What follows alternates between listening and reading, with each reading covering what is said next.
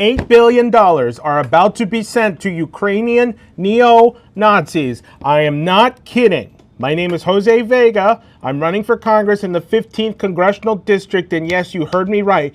Democrats are sending money to neo-Nazis. They're the ones proposing this. There's a game that's being played in the Congress right now. Congressman Gregory Meeks has proudly introduced the Ukraine Support Act.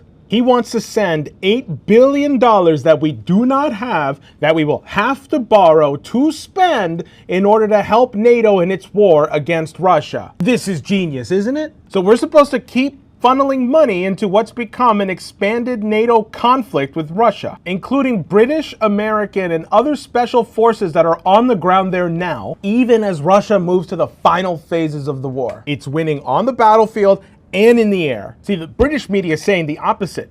On May 27th, Reuters ran this headline, exclusive, senior Ukrainian commander sees imminent turning point in war. That senior commander, Andrei Belitsky. Andrei Belitsky is the founder of the Azov Battalion. Here's a quote from him. All our nationalism is nothing. A castle on the sand, without relying on the foundation of blood, the foundation of race, and our deep conviction. All this is only derived from our race, our racial nature. Accordingly, the treatment of our national body should begin with racial cleansing of the nation. Ukrainians are part and one of the largest and highest quality of the European white race. The historical mission of our nation in this turning point is to lead the white peoples of the whole world into the last crusade for its existence against the Semitic-led Untermenschen.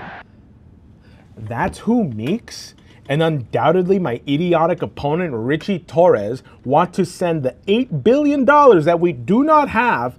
That's who they want to send it to. Gregory Meeks says whether we do this or not will be a test to see if we stand up for our values. The funny thing is, the homegrown Nazis of Ukraine would lynch Meeks if he showed up there in person. There was an interview done on Breaking Points recently by journalist Brandon Weikart where he said, if you look at the southern end of Ukraine where the Russians are, and you look at the northern end of Iran, there is only a 621-mile gap between those two fronts.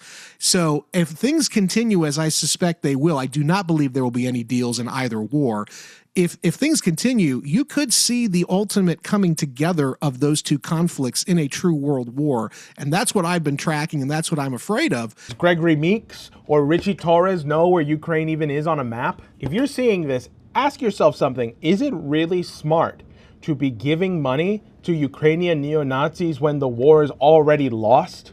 And at the same time, you claim to be opposed to the war in Iran? Maybe you're not really opposed to the war in Iran. Maybe you have a deal with the Republican side of the war party to appear opposed to the Iran war. Maybe you have a deal so that you can get the $28 billion sideshow on the road, where everyone makes money, the wars continue, and Gaza and Sudan continue to die. The Congress needs to declare independence from the Epstein class, but the maids and butlers of the Epstein mansion can't do that. King Charles came to our Congress in April of this year and demanded the Congress continue to support Ukraine, and the entire Congress applauded like seals and gave him standing ovations. They acted like the American Revolution never happened, but newsflash, it did.